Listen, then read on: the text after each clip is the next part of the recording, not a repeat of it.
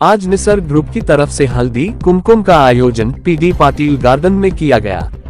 हल्दी कुमकुम के साथ महिलाओं को पेड़ों के बीजों के पैकेट, कपड़े की थैली, गोबर और घी से बने हुए धूप के पैकेट, पौधे बांटे गए।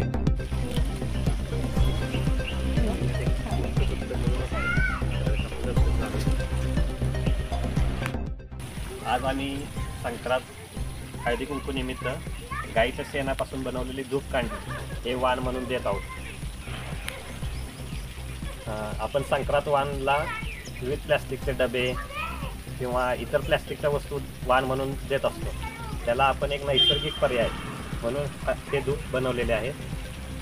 हे धूप निसर्ग ग्रुपतर्फे आज सगळ्यांना वाटण्यात येणार आहे। या धूपात गाईचे शेण व नैसर्गिक वनस्पती वापरून बनवलेले आहे। हे आपल्या पर्यावरणास पूरक आहे।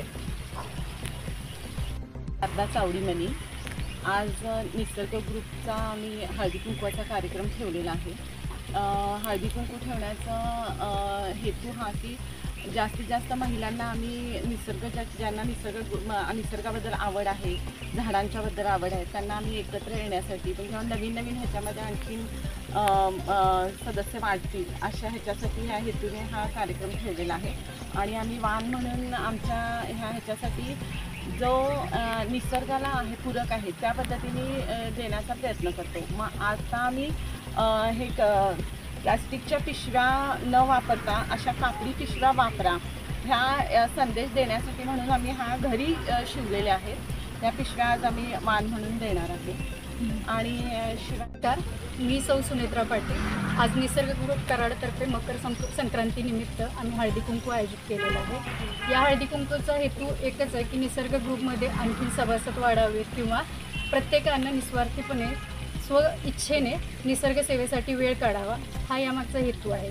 या निसर्ग ग्रुपतर्फे आम्ही आगाशेव डोंगरावरती 2017 पासून हा ग्रुप आम्ही सुरू केलेला आहे। 2017मध्ये 5-6 मित्रांनी मिळून आगाशेव डोंगरावरती वृक्षारोपणासाठी जायचं ठरवलं। तिथं गेल्यावर थोडा वणवा वगैरे लागलेला पाहिला त्यांनी।